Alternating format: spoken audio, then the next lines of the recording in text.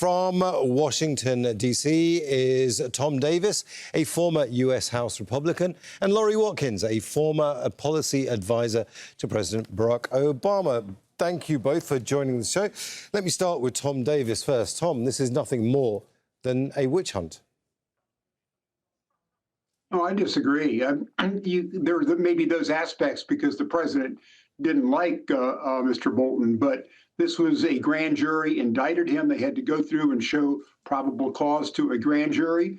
There were 1,000 pages of diary-like entries that were sent to relatives of his that were, classified, and other documents that were highly consequential that were uncovered at his residence, which appear on their face to be against the law. Now, he'll have his day in court, but this certainly has some merit. As I said, they had to go through a grand jury to get this. He'll get his day in court, but this has been a problem for some time. Even the Biden administration looked at it, and they were concerned that in doing this, they might get some methods and means that would be exposed, and it decided not to go forward at that time. But as I said before, this looks like it's a real case.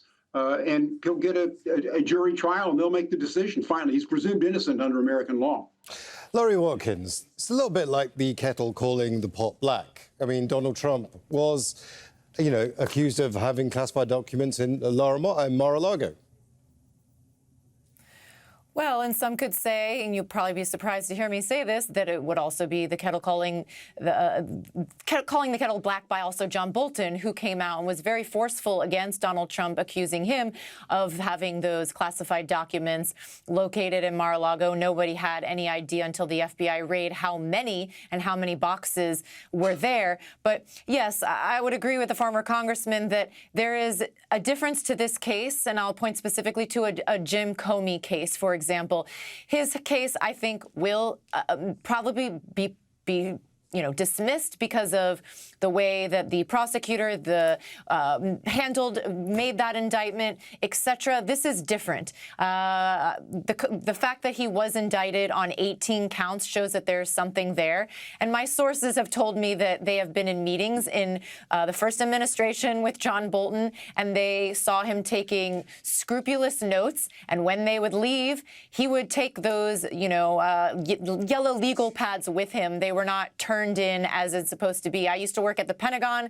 I understand SCIF protocol that you're not supposed to take documents outside of those secure compartmentalized rooms. And it appears that that is what this is about, that he took those notes during meetings, during classified briefings in order to write his memoirs. It could be more than that and something else, but we don't know.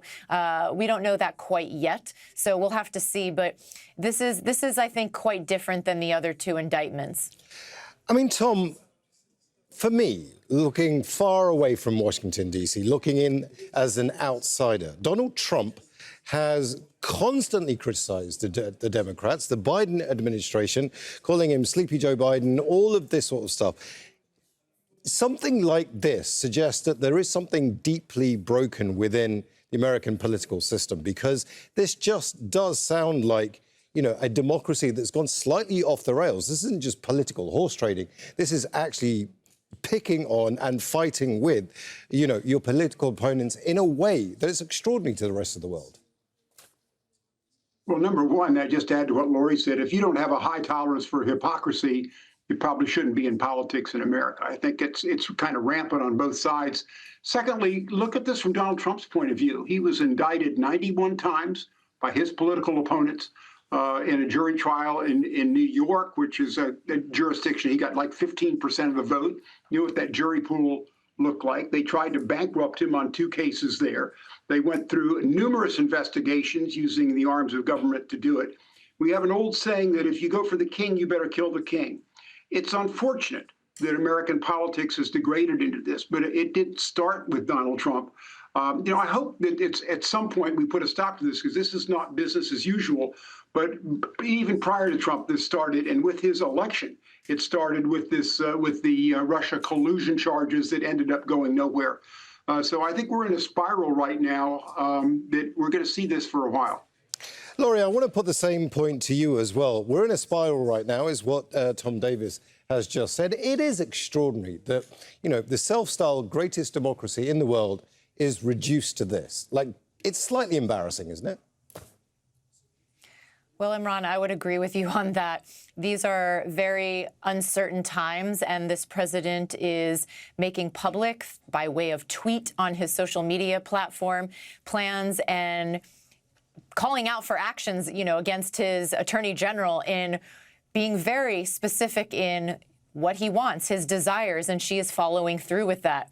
I have to have faith and hope in our judicial system that there will be guardrails, and that if there is no evidence, then the case will be dismissed, or, you know, he will not be charged on all 18 counts. Maybe there's 2 or 3. But all of these counts bring, I think it's $250,000 penalties against each one of them. So 18 of them is quite daunting for any person, whether you're extremely wealthy or not. And so this is also one of the points that Donald Trump has made, is that he wants to make this as brutal and as agonizing as possible for these people, to bleed them dry financially, to ruin their reputations and embarrass them, so they will kind of never have a political or government future ever again. I mean, Tom Davies, if this is where we're at right now, how do you get out of this? I mean, does it have to be Donald Trump leaving office, somebody else coming in? Or is this now the real politic of the U.S.? Well, we've seen this. I mean, this isn't the first time this has happened in American politics. You can go back to Aaron Burr and see where we've had political indictments and the like. So but this is in a way payback. If you take a look at Trump, who was, as I said, indicted 91 times, they tried to bankrupt him in 2 cases in New York. And this is to the extent, I think, some of his supporters said, you've done it to us. You've made the rules. We're going to go back. Ultimately, this is going to be up for the voters to settle. The voters are going to decide, do we want to put a check on government? Do we want to change regimes? How are we going to handle this? But I think the politicians going unrestrained, that there are no boundaries to what they might do. So I think it's going to be up to the voters ultimately to render judgment on this. And part of that may be the outcome of these trials in terms of who is right and who is wrong. Laurie, the same question to you. I mean, where does American democracy go from here if this is where we're at? Well, in my opinion, we're in a very scary place. I'm fearful that, as a person who goes on television almost daily, that I use my First Amendment rights. I am very specific in pointing out facts and details, and I don't divert, you know, and stray afar from those points. But anyone that the president disagrees with or feels that is speaking out against his executive orders, his policies, his desires, he is making very clear that there will be consequences and retribution.